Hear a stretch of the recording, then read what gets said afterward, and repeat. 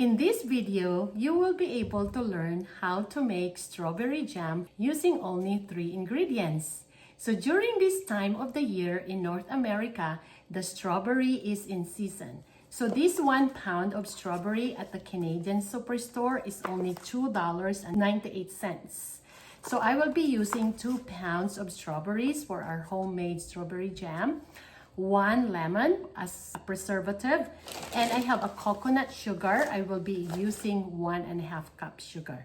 So please continue watching if you want to make a homemade strawberry jam with me. If you are new to my channel, my name is Pauline. I'm living a Canadian life in Vancouver. I usually vlog what's happening in our community, but because the strawberries are in season right now, I cannot resist to show you how I make my homemade strawberry jam that I use it throughout the year. I usually soak my strawberries with vinegar and water for about 15 minutes or so.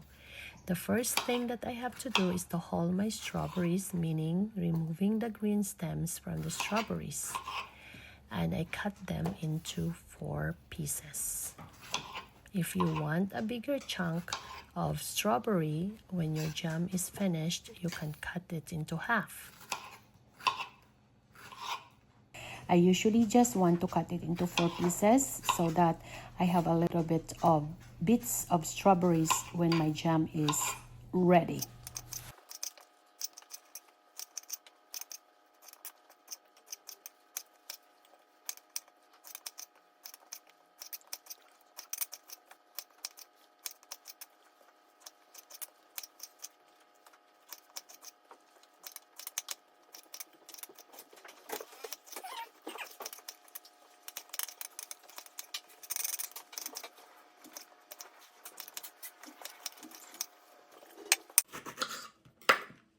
I use 1 lemon juice as a preservative for my strawberry jam. I already put my strawberries into the pot, so it's ready for cooking shortly.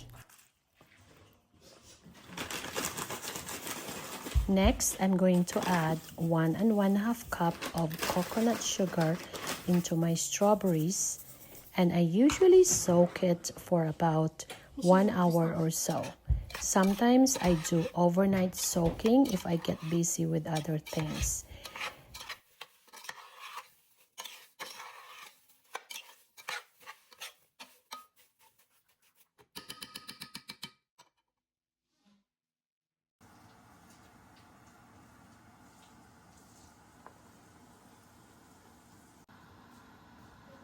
After an hour of soaking my strawberries with lemon juice and sugar, this is how it looks like. It becomes watery.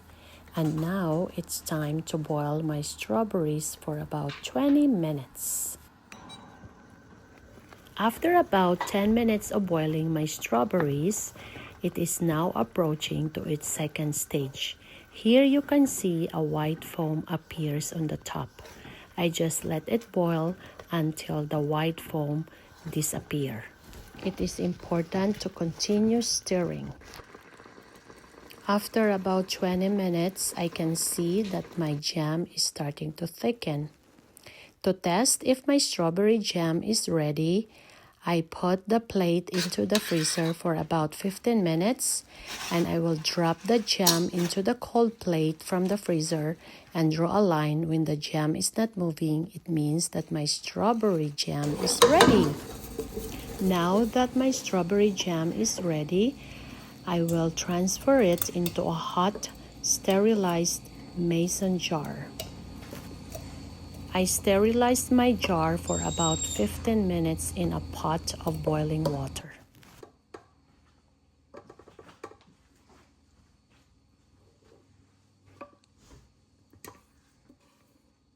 Since I'm not using a funnel, I will gently transfer my jam into the mason jar without spilling it. And look, I'm doing pretty good. Out of 2 pounds of strawberries, I was able to make 1 mason jar, which is about 500 grams.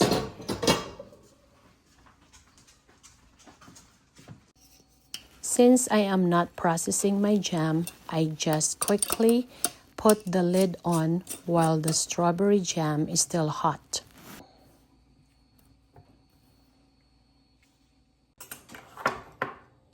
Now let's see how my strawberry jam has turned out.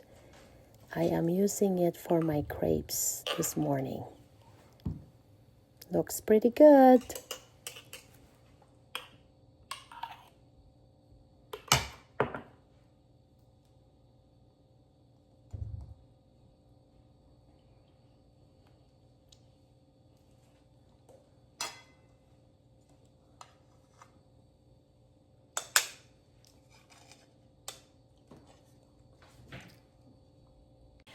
I'm so happy how my strawberry jam has turned out. Look at that. The consistency is really perfect. I also use it when I make my overnight oats. So this Liberty Greek yogurt, they are not that sweet and I want my overnight oats to be a bit sweeter. So I also use just maybe a teaspoon of homemade strawberry jam. There you go. So now I will continue eating. So this is my breakfast. Yummy.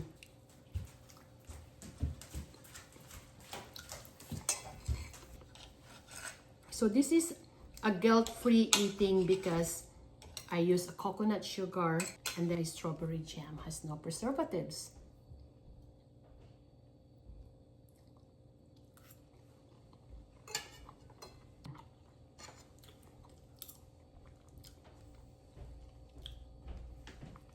Shout out pala kay Rochelle Guapahon. Sorry Rochelle, I forgot to mention your name last time.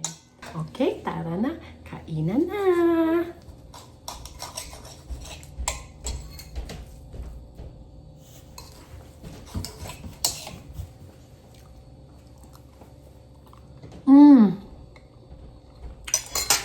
The strawberry jam is really perfect. Look. The consistency is also perfect.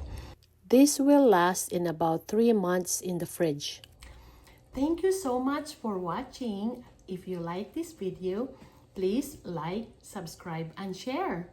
Salamat po. Magandang araw sa inyong lahat. And please let me know if you will try this recipe and how did it turn out. Bye-bye for now.